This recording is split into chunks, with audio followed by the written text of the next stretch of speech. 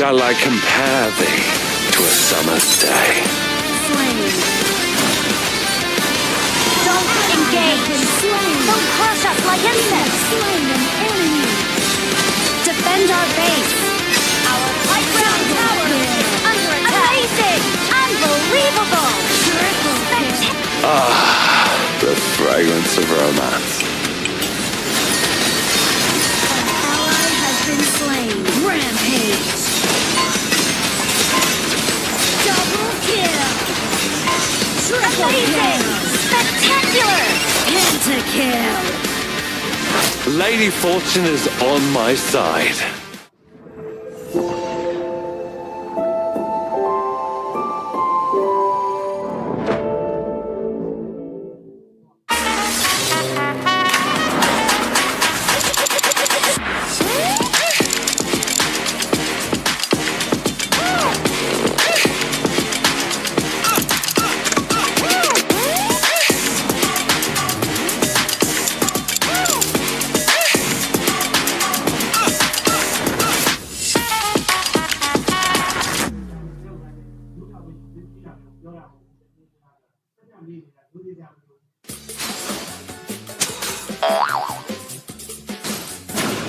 They tried.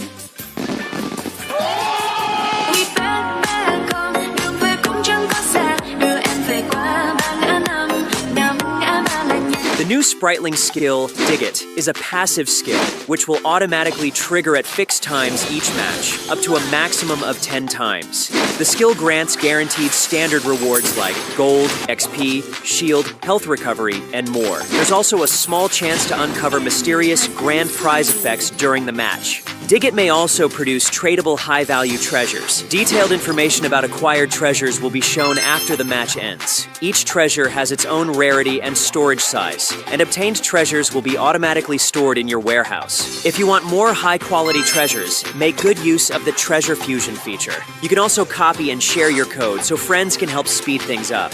Treasures in your warehouse can be sold for event currency, which can be used to redeem skins, items, and other rewards on the event page. You'll even have a chance to win physical prizes like smartphones and cash. You can also spend event currency to bid on high-value rewards. The auction uses a hidden bidding system, where you can submit 2 bids for the same reward. The highest bidder wins, giving you even more ways to obtain rewards.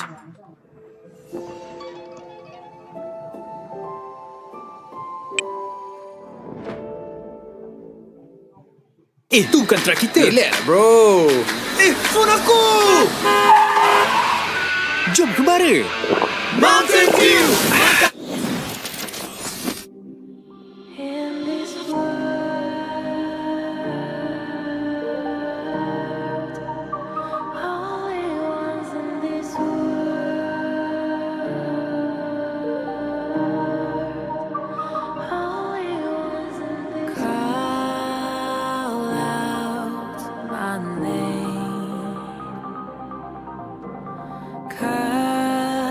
The sound of the rain. No matter how I feel the flame, you know I feel the darkness and the pain. All of the ways we tried to break from the night, you know we made it out, we found the light. I fly so high, light up the skyline. Let's do it this time, like it's a whole new vibrant world.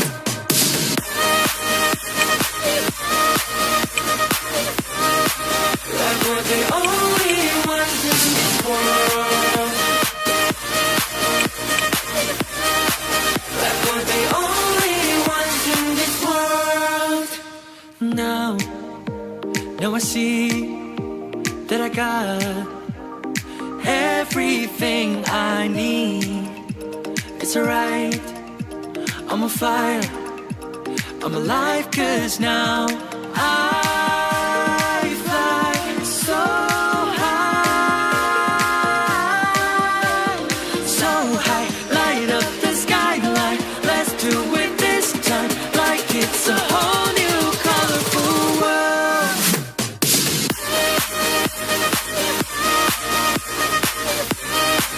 Like we're the only ones in this world.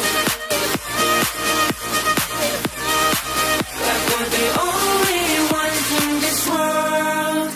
Never thought we'd get this far, burning like the stars. How we get this far, like we're the only ones in this world.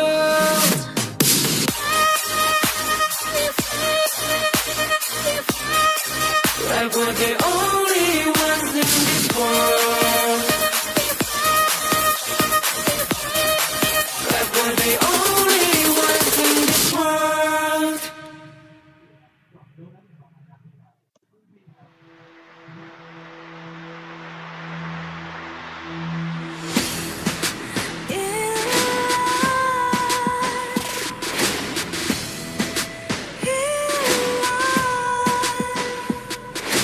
What's a life without its worth? Compromising with what hurts inside. When you let fear decide your fate, you don't choose which path to take in life.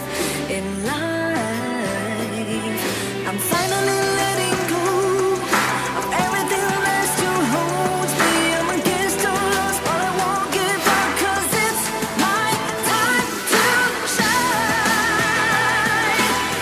Standing in the spotlight, can no one let me down. Destiny is calling high.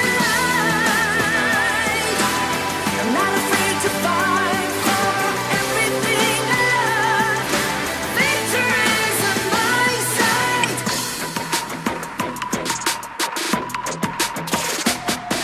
The more we lose, the more we gain. The more that nothing stays the same. In time, can love ever, can forget. What you see is what you get. Sometimes,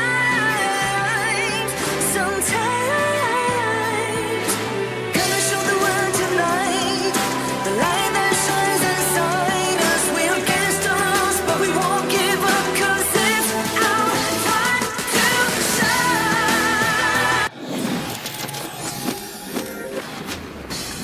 Welcome back to the 2026 Asian Games Esports Qualifiers for Honor of Kings. My name is Sagi, your desk host for today, and after that first series, we have witnessed Pakistan steamroll up in that chart, and sadly to say, Mongolia has lost their chance to officially qualify for the main event. But we're moving on to the next series of the day, featuring both teams, which is Myanmar and Jordan, and the casters will bring you the live action. Who are the casters? We have Sir Cloud and also Holler once again. Yeah, and as we go into this series, I do think that there's going to be a lot of expectations. I mean, people were looking at Jordan as one of those teams of, hey, how are they going to do? I mean, it wasn't great. Yeah, they were 0-1 now, but they're going up against Myanmar, who are, again, probably one of the stronger teams in at least Group B.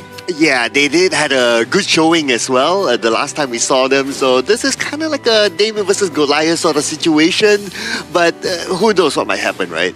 But I know what will happen on June 17. That is going to be the biggest update of the year coming in for Honor of Kings, the Grand Venture update. New spriteling effects that is not in terms of a skill, no more spriteling skills, but it'll be an in-game companion digging you treasure. And if you've seen the preview, we have 4 new heroes, Devara, Lorian, Annette, and Florentino, and also more consignment market features, allowing you to have more fun and more rewards in HOK. So don't forget, sign in on June 17 to check out the biggest update of the year. I thought you were going to say you knew who was going to win this series. Like the way you were like, I know, and then you went into the patch update. And I was like, okay, you didn't get the script. I am still looking to kind of see exactly who will win. But again, I think that you're talking about David and Goliath.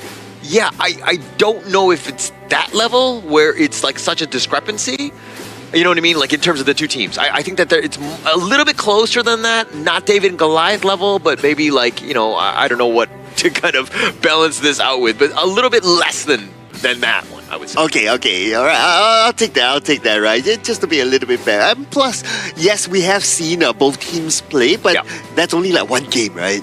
Because you don't know, like, okay, the next game, are they able to be consistent? Is it because of their opponent that time, or are there other factors involved? So we don't really know, right? So yeah, gotta give a bit of benefit of doubt there. Yeah, you gotta give a bit of a room to actually evaluate both of these teams, but a proper evaluation would probably Myanmar being the favorites and the team that are facing Jordan being one of the challengers here. But let's bring them up to the stage with this teaser video that we have prepared for both of these teams.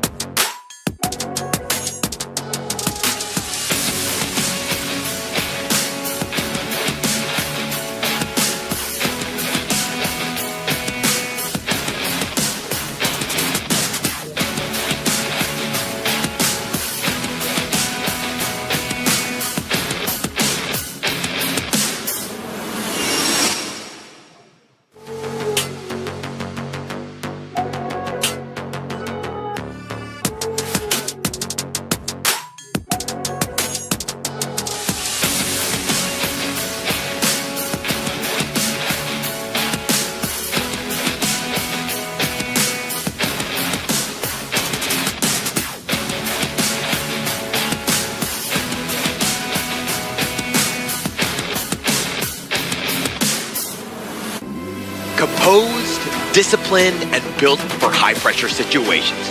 Their experience has already delivered results on this stage.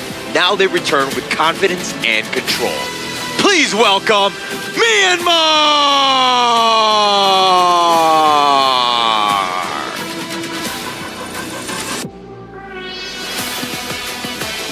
Still searching for their first breakthrough in the tournament. Every match has brought lessons, but the results are yet to follow. Now they return, aiming to turn their fate around. Give it up for Jordan!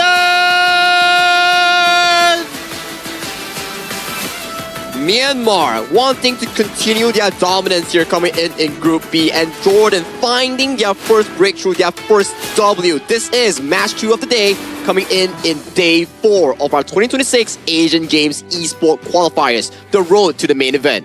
And going into this one, again, a lot of people were looking at Myanmar. It was like, how would this team perform? I mean, they've got a great group ahead of them. They're going to be made up of Min, Ant, Sai, Zin, and Sai H on this one. So again, both of these teams are somewhat competitive, right? I do think that Myanmar has a bit of an edge. We saw how Ant can really control the game. I do expect to see him way more in this series as well. I think Ant is definitely one of the star players here coming in from Myanmar, only aged at 16 or 17, and he's already showcased a lot of great performances thus far in his debut match. We saw how Mara was doing the content with him, and he's actually a really shy boy, but the way he delivers himself in-game is just a contrary compared to his actual self. Actually, I heard that Ant, flying in, this is the first time he got on a plane. Yeah. Right? Wow. And that's the craziest thing. I mean, like, this is what opportunities can get you when you're playing Honor of Kings at the end of the day. I mean, to be fair, when I was either 16 or 17, I don't think I've taken a plane yet. I mean, this is a good opportunity for him, right? Yeah. Maybe his first tournament and then his first appearance in a different country playing in the competitive esports. And I'm really proud of him for his achievement here. But he has to go through this hurdle, which is Jordan on the opposing end. Yes, represented by Muhammad, Mahmoud, Yazan, Ahmad, and Salameh. So Jordan, they are currently at a 0-1. But then again, because of their current scoreline, right, they have to find wins. Yeah, definitely need to find wins. But I think that we saw Mahmoud and Ahmed. Those are the two guys that you're kind of looking at in terms of just creating that winning situation. Jordan, again, hasn't really been able to find their groove. They've only played one game. It's not the end of the world for them. But again, you got to find it quickly as we are now into day 4. It's also a very dangerous place to be in, right? Because you know for a fact that you're only playing 4 matches in your respective group. Every win, every loss counts into your qualification, into the main event. Now for Jordan, I wouldn't say this is a must-win for them, but winning this puts them at ease if they're able to find that momentum that Sir Cloud is mentioning about? I'm going to go a different route. I'm going to say that this is must win, right? Okay. Let's set it up, right? Because again, if you want to play spoiler, if you're down 0-2, you're looking at everyone above you essentially at this stage of the game, and it's a tough situation to be in. You never want to be there. Right now, you want to play spoiler. A lot of hype has been on Myanmar, and now is the time to be the David versus this Goliath, as you were mentioning earlier. Oh, there you go. There you go. Someone's agreeing there. And yeah, you don't want to leave it for later, right? You want to okay, I want to try to get it right now so that towards the later stage of the group, I might get a more comfortable sort of position to be in, right? I think whatever lead that you can find in the earliest stage of the Asian Games qualifiers for this event, it actually puts you in a much better comfort state where you know for a fact that, okay, if I start off the series with a 2-0 or a 1-0 in our respective groups, your chances are more solidified when going into minimum the last chance stage or directly into the main event. I mean, looking at the groups, you're looking at Myanmar right now and technically tied in second place with Kyrgyzstan. So I think that, Kyrgyzstan was actually 1-1. Myanmar, if they were able to go 2-0, tie up with Nepal, who are at the top of their group, they're going to feel much better. Because again, top two, move on to the main event. Third place, yeah, you got a chance, but that is a murderous row as you have to go through 3 other teams as well. Right, we're going to start off with the first few picks here, and we're going to see the Untitled Chapter, very popular pick in this tournament, being snatched up by Team Myanmar. As for Team Jordan, they're going to start off with the Atta as well as the Arli. Now that you have the Arli and the channel is open, Myanmar can still pick their farm leader. Well, it's time to go for the channel, I'd say. Yeah, that's going to be a dangerous approacher, but they do go for a alternate approach, a also decent laner coming in for the side of Myanmar. The DRNG will be locked in for Xin with the addition of the Mozi coming in from Sai H. So this is a very, I would say, aggressive lineup coming in from the side of Team Myanmar, where they want to be able to utilize the golden token coming in from Xin H to make sure that frontliners like the Dun, like the Atta, can't really sustain, because the golden token reduces your defense by 50% regardless of physical or magic. Yeah, and actually when you're looking at drafting, you're looking at pairings, right? They're looking at the Atta Arli, just kind of, it checks a lot of the boxes. Myanmar on the other side, you're like, okay, DRNJ, this kind of fights well into Arli. We have a chance, plus you're comboing it up with the moats, with that Cannon Blast, so you can kind of stun galore, plus just have a lot of damage from range, which is kind of like the gameplay of Myanmar here. Wow, a Sunbin ban? Okay. I believe it's the first Sunbin ban in this tournament. I think it's... Or is it the second? I think it's the second ban, because previously I remember there was also a team that drafted multiple frontliners that could benefit off the Sun Bin. As you can see coming in from Jordan, they're drafting a lot of frontliners. You have the Zhang Fei, Dun, and also Atta. And Sun Bin generally does better when you have more frontlines on your team to benefit off the time flux on her spell too. And I mean, going into this, like, you have frontlines galore. Everything is going to be on this Arli, right? Like, how much damage is he going to be able to do? Because again, the rest of the squad, they've got control and tank for days, but if you're not able to knock them down, you're going to have a rough time. Okay, we're going to get the Zia. Wow. Okay, very fast lane clearer. And we have the Byron here. Okay, I would say pretty decently balanced lineup for Team Myanmar. But they'll be very dependent on the Byron to be a frontliner. So at some point, the Byron will need to play together with the team. Now, do they have split force potential? Maybe slightly with the Uko Tachibana, but not as much. So I believe that the Team Myanmar, they're setting themselves up for a more team fight sort of composition. But team fight is not going to be easy, considering that Jordan has like 3 beefy frontliners, and then you have the Hano that has the Fate Rewind that can bait out those skills. So team fights are going to be long.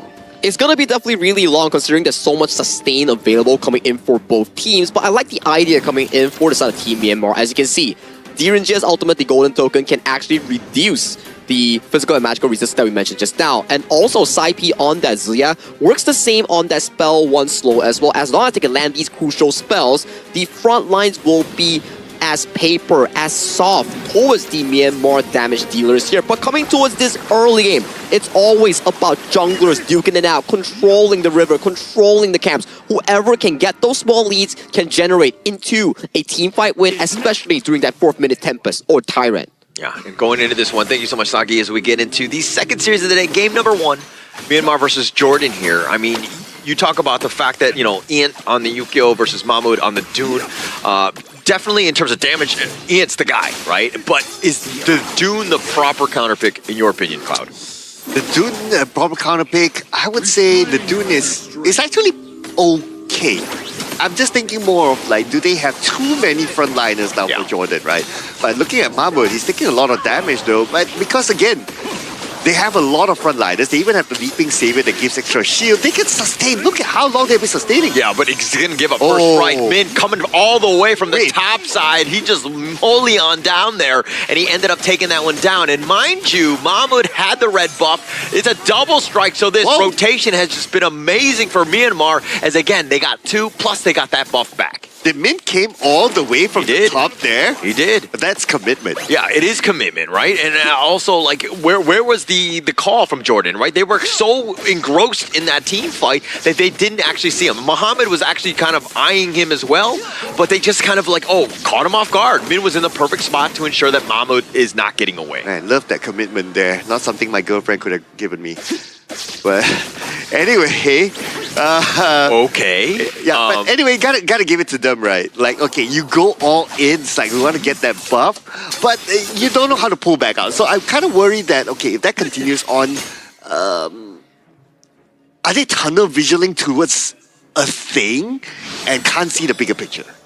Okay, I could say the same thing about this commitment situation. Are you tunnel vision? Okay, anyways, let's go on. But as we do this one, look, Yazan has made his way to the top lane, and I think that they've done a great job of allowing Ahmed to get as much farm as possible. He is your win condition. This is a protect the president style of draft, right? So anytime he can get a little bit more farm, but again, doing that, now you've funneled everything into his hands. Mahmoud is getting less. They're not doing as much gold sharing, letting the Dune be as tanky as he should be. But again, the way that they're going in, the unruly blade, they find the Crimson, and Int does get the smite this time, and Fink inside the box is going to lock him down with that universal law. But Mahmoud is so low, and he does fall in the end. Cannon Blast, and here comes Min yet again. Clean up in aisle 3. Oh, they're not done yet, though. Can they get Ahmad? But, okay, Ahmad should be able to go away. No, they still got him. They're going to take him down, right? You can't get away. He just used no light step, no flash at that point because he already committed. And this is why Myanmar were going to be incredibly strong and scary. The way that they're able to go in is like, you think you have the numbers, but Min, this guy, he's like a cross-country runner. I mean, he just went all the way from the top side, ensured that he was there for the team fight to help clean up. Yeah, and again, I admire the commitment by Jordan, right? It's like, okay, we gotta get that buff. Yeah. Let's do it, guys. Everybody goes and nobody turns back until that buff is down. I admire them for that.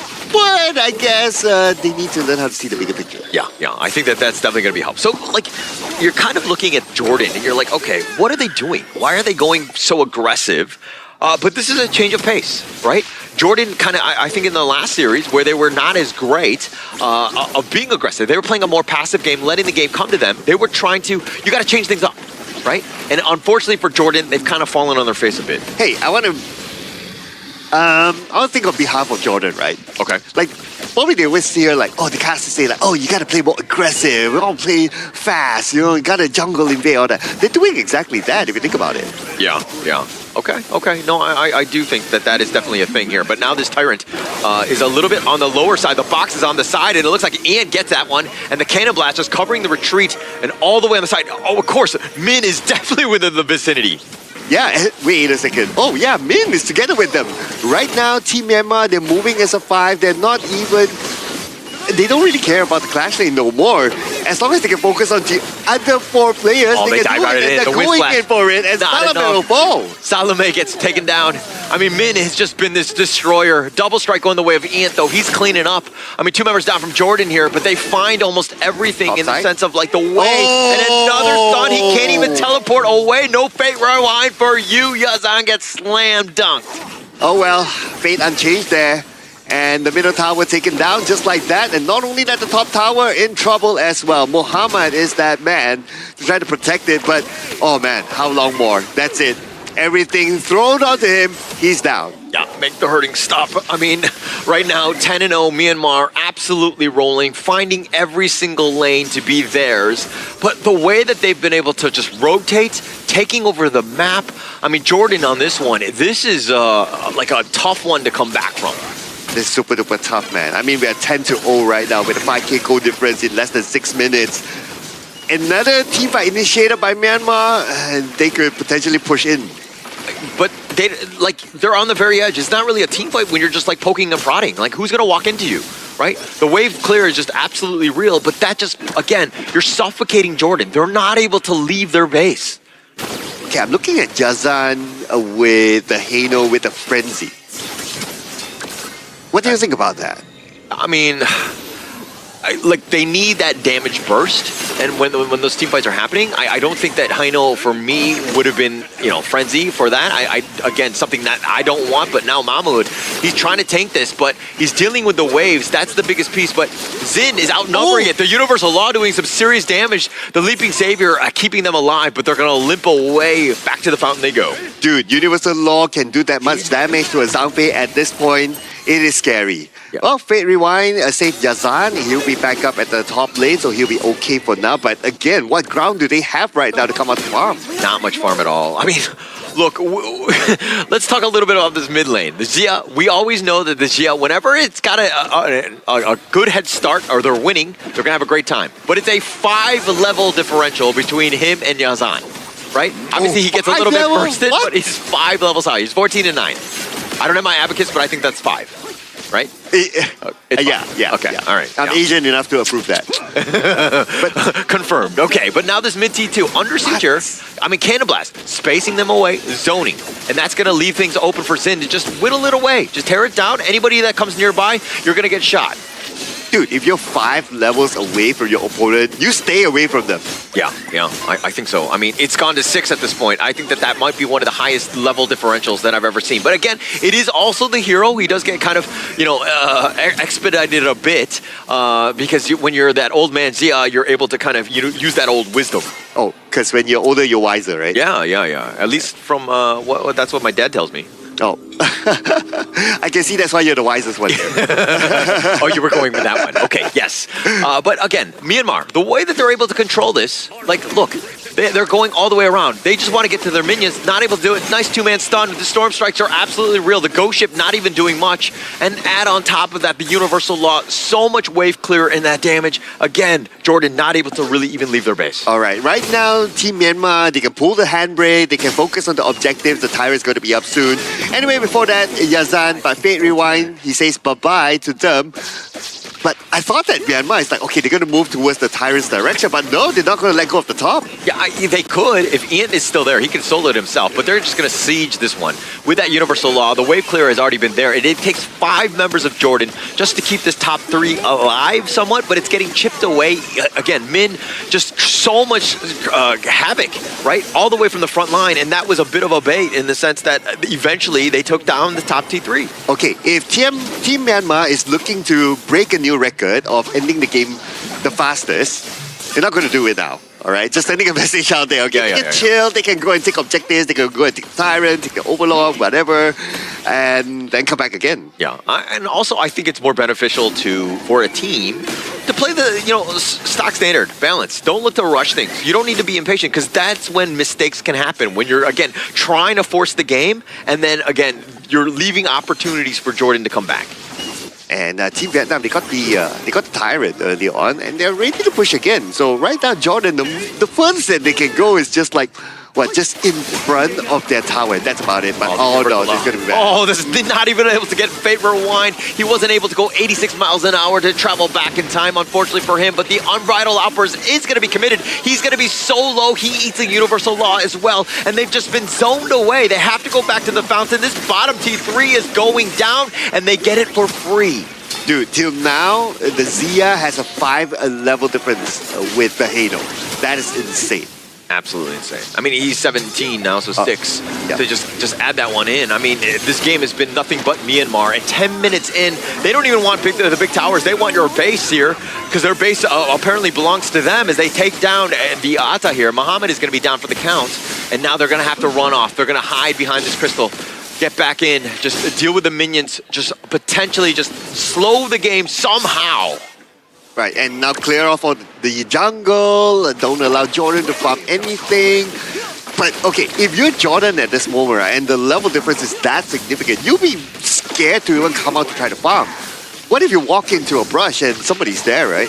Top lane is pushing, so they need to kind of push back on that one. But now with this Overlord, I mean, the Shadow Overlord at that, and they've taken the Tyrant at the same time, because when you're up this much, about 10K essentially, I mean, the world is your oyster. You take everything.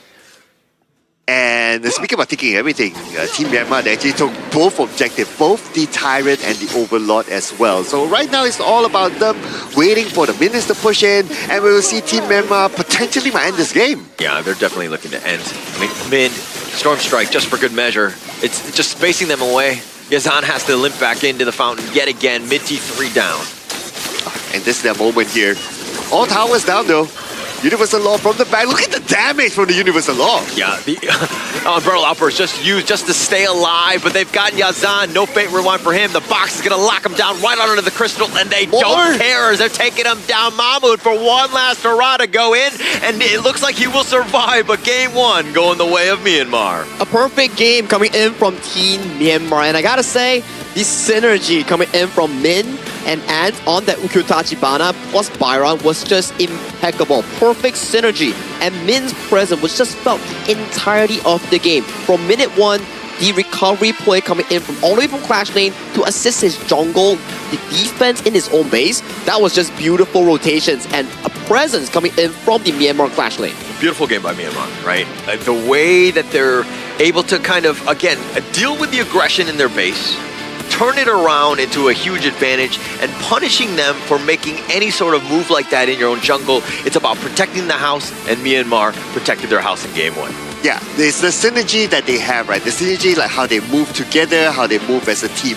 But if you were to remember, like the starting of it, right? Like there was a lot of commitment by Jordan onto the red buff. I believe it was like at least twice that they didn't really want to let go of that bottom part, and they kept on pushing for it. And while they were doing that, they weren't aware of their surroundings. I think you make sense, right? And that was evident in the game itself, because the first one was Min, he rotated down and he managed to secure the buff and the first strike coming in for Team Myanmar. The second one, when they revisited coming in from Team Jordan, they got sandwiched coming in by Team Myanmar's flanks in the jungle, and before 4 minutes, you kind of have a damage reduction coming in if you're in the enemy jungle by 15%. So having combat when you're in enemy territory is not the most ideal coming in from Jordan. I get the idea is like, hey, we know for a fact that Ukyo Tachibana wants to invade early and take away the buffs from your own jungle. But when you do it against the enemy without pushing lanes or early power, you kind of get bitten back by your own approach. Yeah, it was a little bit of greed, right? They tried to try to steal the cookie from the cookie jar. They got their hand snapped, and they tried to go back for it on the second one. Also got their hand snapped, right? But you have to, again, try to keep going for those cookies, right? I think that at the end of the day, you need to try, again, playing, as opposed to playing like a very passive game where you're just essentially just losing.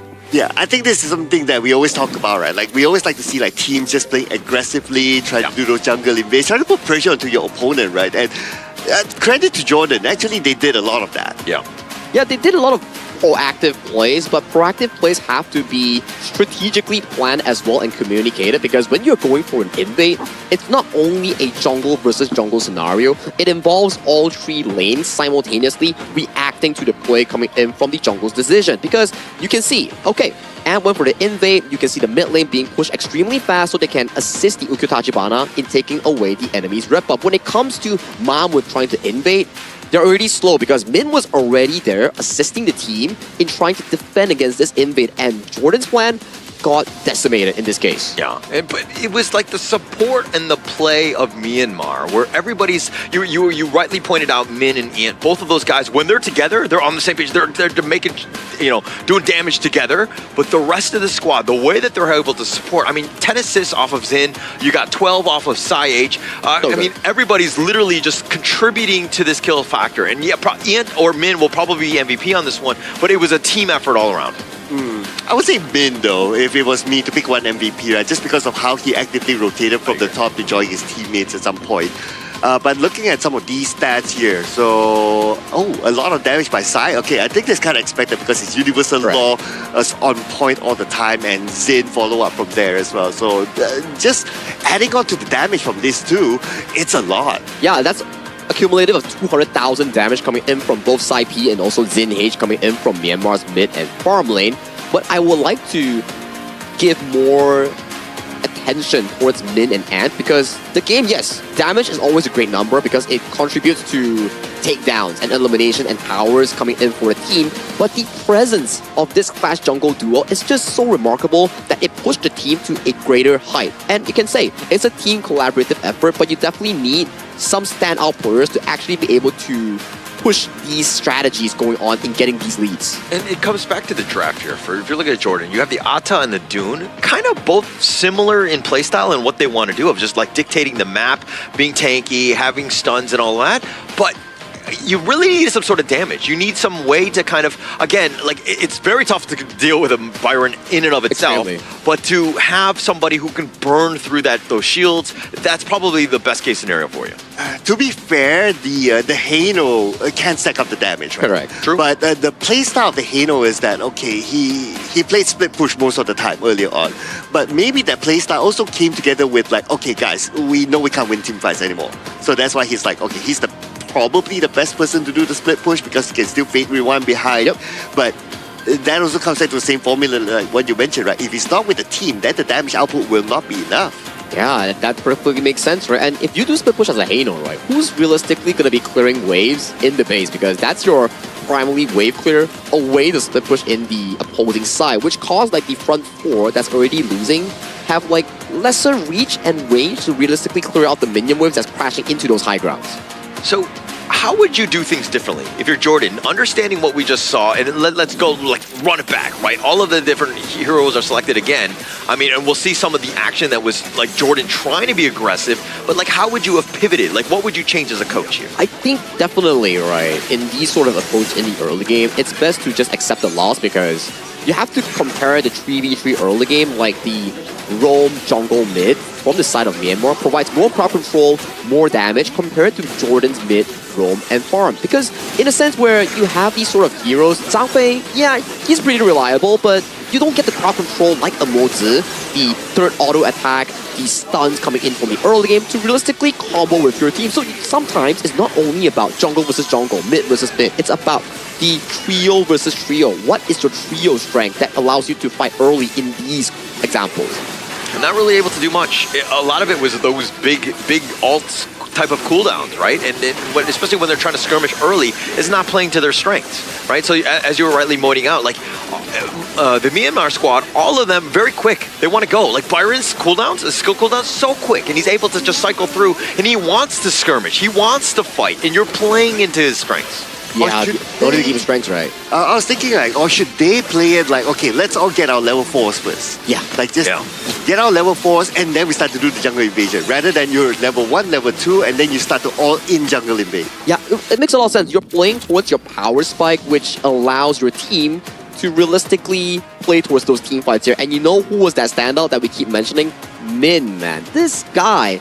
He was so present from early to mid-game. A lot of the plays, a lot of the sustain were all by him. As you can see, is that a 52.5% damage taken? I think that's the highest one that we've had in this tournament. Yeah, very high. I mean, he did his job. That's exactly what you want. The one other stat he probably would have won on is like total travel time, right? Just across the map, because he was constantly just running around. He definitely got his 10,000 steps in, at least in this game alone, and just taking over the gorge because he was all over the place. His impact, whenever he would storm strike, generally that person would just die. Yeah, especially how he supported his team at the very beginning, right? When he saw that, okay, Team Jordan was jungle invading and then they needed extra help.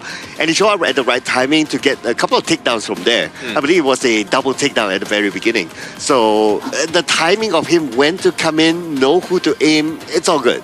It's all good, and that's the presence coming in from a strong jungle and clash lane pickup coming in for the Myanmar side, because I think Byron and Ukotachibana, hands down, two of the strongest early game present heroes that you can actually have currently in this Asian Games version with 85 limited heroes, right? So for them, they actually played a really, really good early game coming in from Team Myanmar. Absolutely able to just dominate, right? I think that they're very comfortable with those heroes. Definitely prime positions, even moving forward. But I think that also if you were to ban them moving forward, they got plenty more, right? Oh, yeah. It's more about the execution, the way that they're able to counter it. I mean, yeah, the Byron was great, but if you had any other Clash laner, I think that the impact of the result would have been the same.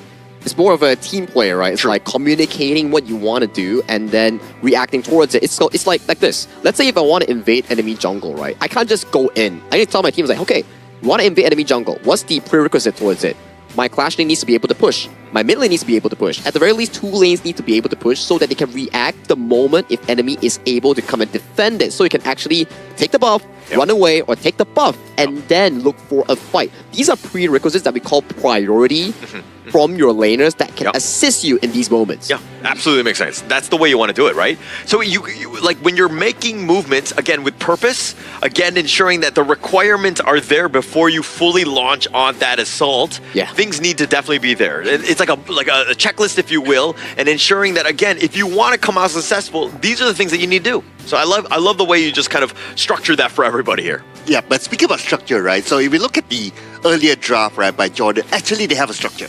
Correct. So the structure is like, okay, let's have 3 frontliners and then we protect the back line and they will come up with the DPS later on. Correct. And the Alta even brought teleport, right? And talking about these sort of things, right? You can be wondering, like, hey, where the player stays? Where is this event being held at? It's our official venue partner sponsoring our hotel here, Petaling Jaya Marriott Hotel here. If you're looking for a good stay, if you're looking for a good time, do drop by to this hotel because it has been a fantastic stay thus far. I love the bed, actually. It's giving me pretty good sleep every day. Like we've been like going at it for like 4 days in a row now, and like still pretty energetic. Yeah, definitely energetic. And I mean, we have 9 more days, so we better be energetic. And we're definitely getting the right amount of rest here at the Marriott Petaling Jaya. So again, but going into this one, right? Game number 2, right? You're Jordan's coach. What are you telling the team here? I would say stick to what they believe in, right? Correct. If they believe in like this strat of like, okay, let's protect the back line. Okay. Let's play like 3 tanks in front. That's fine. Like stick to it. Maybe adjust a little bit. Like okay, in order for you to protect the back line, you yourself need to be tanky enough in some point. So just play a little bit safer at the very beginning. Don't go too over aggressively. Once you're level 4, maybe by the time the first Tyrant, that's where you start to get gathered together and play that strat that they probably had in mind. Yeah, I think it makes full sense. Like where you want to have something to be playing for, like a objective, right? Let's say I'm drafting an early game composition like Myanmar. We go for invades, we go for early game skirmishes here. But when you're drafting something like a mid to late game, like a Halo, for example, coming in from Jordan, you kind of want to slow down the game pace and then scale towards those big item spikes and fight around potentially the 4-minute Tyrant, 10-minute Shadow objectives. Those are better ways of structuring your team fights, like what Holler mentioned just now. Definitely makes sense. And I think that going in, it goes back to the draft. If you want to invade, you got to change that. That was not really the draft team composition that you're looking for to do what you wanted. Again, if they went early, it would have changed things up. But it looks like now Myanmar, on the blue side, they're going to be picking first here. Do they just go back to the well and pick up the Ukyo? No. Oh, I like this pick here coming in on the Guan Yu here because specifically speaking, right, this Guan Yu forbids Jordan from instantly locking down that channel pick that they will be going for in irregular circumstances here. But if you lock in a Guan Yu here, there's a lot of counters on the red side. For example, the Ata and like mid lane crowd control or jungle crowd control that can realistically stop this horse from rampaging across the gorge. Okay, that's a good setup there with the Guan Yu pick. Chano picked up, that's cool. The fact that they banned out the Arlie, right? I was kind of thinking that, okay, if they want to pick the Chano, do they really need to ban out the Arlie? Because we did talk about it being like a Chano being an Arlie counter, but okay, that's fine. But looking at the next pick, it looks like we're going to get the Lapu Lapu. So this will definitely be a strong frontliner. So I can imagine like this, right? So Lapu Lapu is going to set things up, and then you get the Razor Cavalry coming in from the back with the Guan Yu. So they can play like you try to sandwich your opponent, try to group them up together. Yeah, if they are grouped up and no one is checking out the positioning coming in from the side of the Clash Lane Min or the side of Sai H on that Lapu Lapu, this could be really destructive coming in for Jordan's lineup because so far, the first 3 picks coming from Jordan, unreliable crowd control that isn't able to stop the charge bar coming in for that Guan Yu here. So this is going to be a rather difficult teamfight scenario coming in from Jordan. They need a form of frontline, and frontliners are being burned down extremely quick coming in from Myanmar's ban. And also, I mean, this is Angela. It could be shepherded away. The Razor Cavalry could be a potential push for that. So, like a very immobile mid. Obviously, you're looking at burning. Again, the Guan Yu and the Lapu, both very tanky. You need some sort of damage dealer with the Chano, but they're really lacking that, that meat shield to, again, keep these backliners, and they're all backliners, safe. And Jordan, this time, at least from the first 3 picks, they don't have a strong frontliner yet. So they're looking like they're doing a very different approach this time. But with the fact that they already have a Chano, and especially, they have an Angela as well, right? So you need a really strong frontliner too. But it looks like they're going to pick up the Musashi. So the clash lane needs to be somebody who is able to engage and start fights. Well, that's the problem here. Coming in towards the second ban phase, you can see Myanmar already removing a lot of these clash lane picks. For example, the Bai Chi, the Ata, and for some reason, Jordan still banned away the Byron and also the Dharma, knowing for a fact that Myanmar has already selected the Guan Yu here. So this is a bit, I would say, removing your own hero pool and limiting the clash lane coming in for Sada Muhammad. So I'm a bit worried on what exact hero that they can actually pick. But Myanmar doubling down on the jungle carry here. Min and Ant locking in that Princess Frost and also that Kong Ming here. I think this is one of our first Kong Mings in this tournament. Yeah, we haven't seen Kong Min at all. I mean, it's going to do a lot of burst damage, and if you're looking at a lot of those squishy guys on the backside, you have a lot of good targets. So this is a great pickup. We know that Saipi is going to be having... Oh, sorry, not Saipi. It's going to be a jungle one. It looks like Ant. He's able to play those highly mechanical, skilled heroes, and having this Kong Min, this burst, could do some serious damage. Honestly, I felt that Dharma would have been good for Jordan. But looks like they're going to go for the Liu Bang instead. Okay, so Musashi goes in with the to the depth, and then Liu Bang comes in as well with the Battlefield Command to follow up. Perhaps that's what they're thinking. That's how they're going to engage in fights. It's all or nothing coming in for the side of Jordan, right? A lot of damage. It's like you are utilizing attack as your best defense.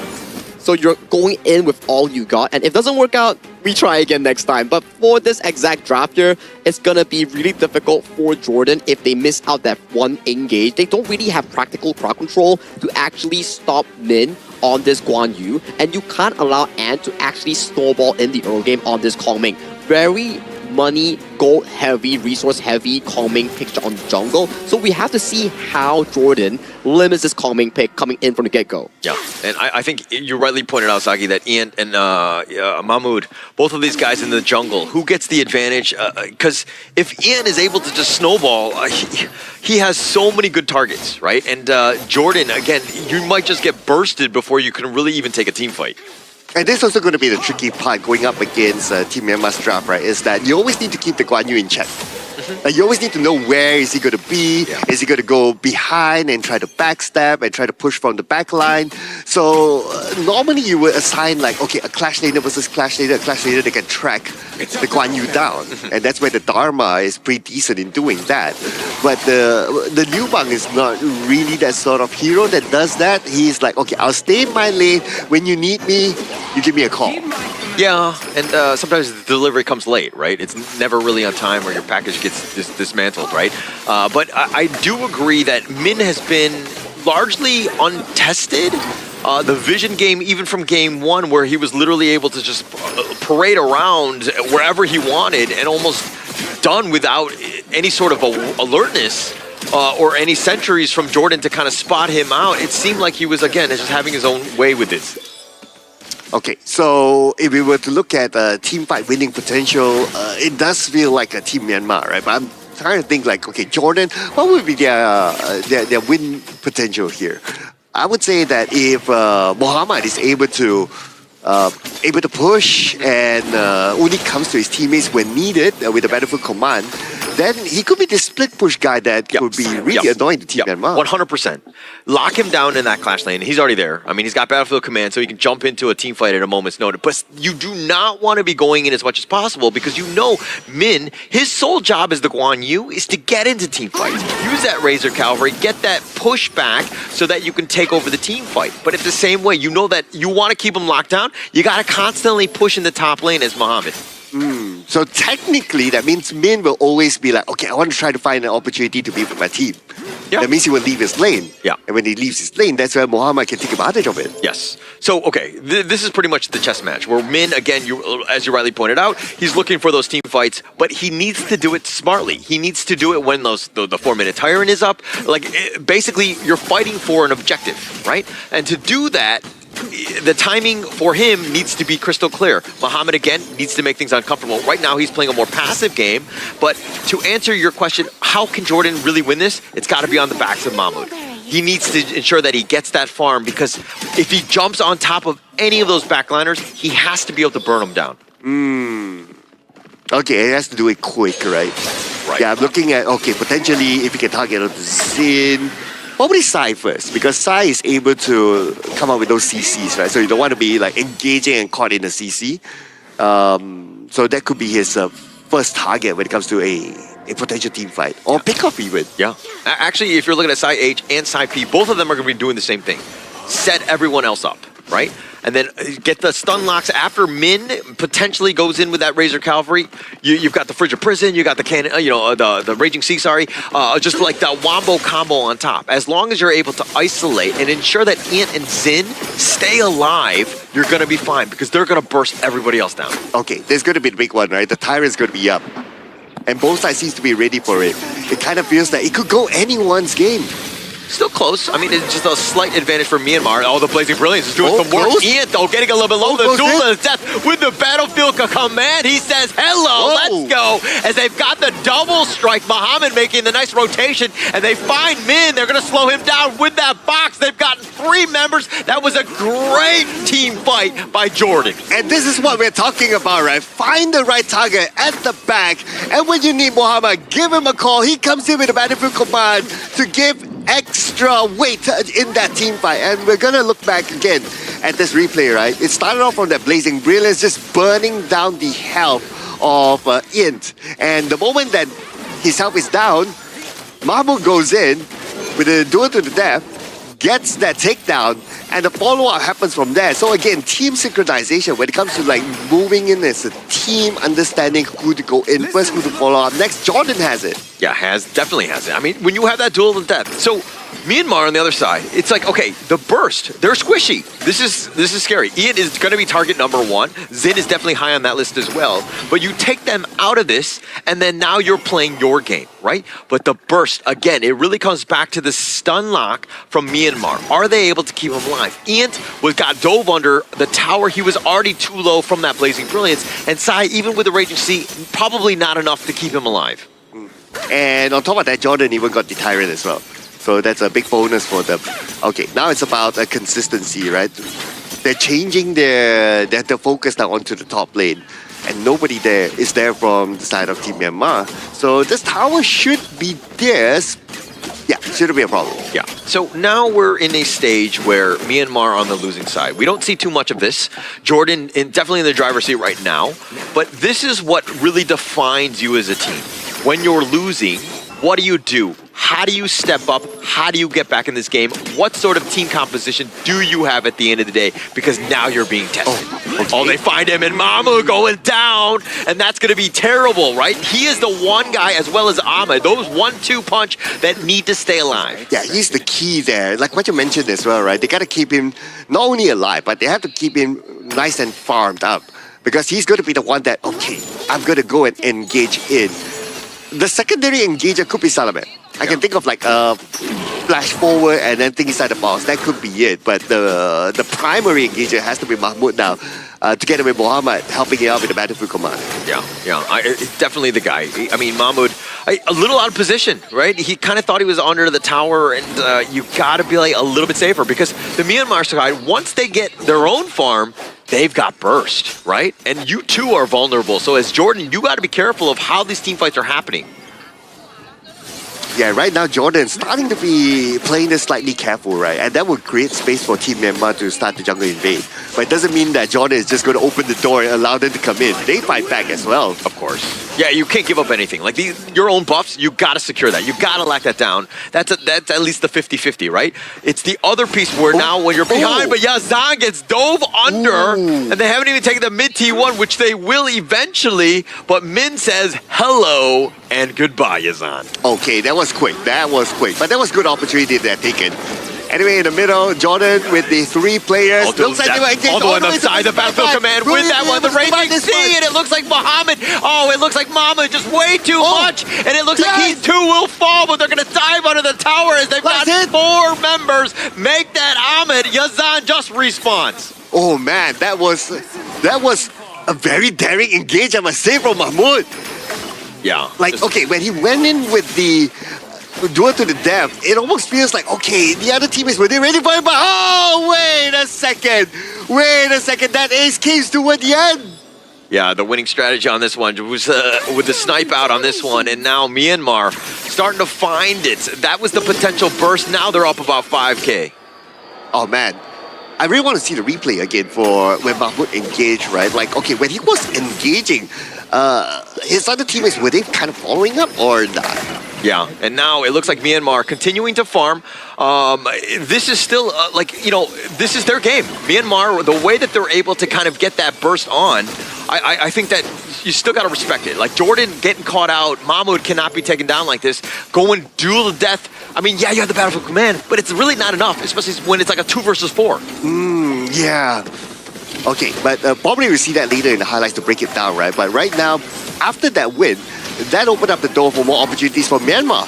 Yeah, opening it up. I mean, taking the top T2, they're going to tear that one down. Now they're looking to potentially go for this T3. They're going to seize the high ground already. Yep, they're just waiting for the opportunity to get in right now. Okay, now the minions have arrived, but Jordan, they can still clear it with the Blazing Brilliance, so it should still give them another lifeline. Yeah, another one on this one. It looks like Min is just going to just skedaddle on out of there. They're all going to be backing off. The bottom lane is pushing, right? Muhammad has done a great job of this, and they just put pressure on the bottom T3, and it looks like Myanmar were like, oh, wait, we do have some leaky holes in our boat, so to speak. Oh, okay, he went the other way, though. I'm not sure if he can escape this one. Okay, one more push. Okay, that's it. Yeah, but a good attempt though by Muhammad because he knows that whatever it is, he has the Battlefield Command to come back. But he didn't use it. Okay, interesting there. Interesting move, Cotton. Let's see how this one plays out. He didn't have the Battlefield Command. No, but why did he not get on out of there? He was stuck in the base, right? Should have teleported on out. That's how it works, right? Anyways, let's just go on. The Shadow Tyrant is now going to be started by Myanmar. This is looking to go all their way. I mean, you only have 4 members. Muhammad was the guy to help with that support and the shields to keep Mahmoud up. Not going to be possible in this one. And now with Muhammad back up, no Battlefield Command ready. Oh, now it is. Okay, yeah. So when that happened, unfortunately, he didn't have it. Oh, okay. Yeah, that's why. But he was just pushing the bottom. Like, when did he use it? Okay. Anyways, maybe he canceled it, trying to shield somebody, and then just stuck around and found out, essentially. Yeah, but anyway, right now, Team Myanmar, they're going to take advantage of the situation. They're going to push onto the top. And for Team Jordan, okay, they need Mahmoud here to kind of start the engagement. Yeah, and now, look at this side. Muhammad still continue to split push, and he's gonna walk into Min, just walking by, dealing with these minions. Like, you're just watching them. They're like incredibly scary. Everybody can jump on top of you and just take you out. And Muhammad is not in the position that, okay, he can come in from behind and do a backstab, that sort of thing. Right now, all he can do is just try to cut the wave and Battlefield Command back when needed. Yep, and now Ahmed just trying to stay alive. Salamat getting a little bit low. The Raging Sea had been committed. The Razor Cavalry on the back. Oh, the heroic charge is hurting them in. The double strike thus far, and they will take the triple strike, but Myanmar will take game number 2. Early game was looking a bit hopeful coming in from Jordan, but once the firepower coming in from Ant started to realize the calming was just unstoppable with those finishing blows here. And finally, with the nail in the coffin, we do see Min on that Guan Yu with that really good Razor Cavalry coming in to save the day. But Jordan, you gotta give him props. We saw signs of excellence when they used Mahmoud to split push on that Liu Bang to find a bit of success, but unfortunately, when he tried to use the ultimate to run away, it unfortunately got cancelled. Yeah, okay, so that's what it was. But still, I mean, we knew Myanmar were going to be strong, right? The way that the team had been playing, I mean, this one was a little bit tougher for them. I mean, at least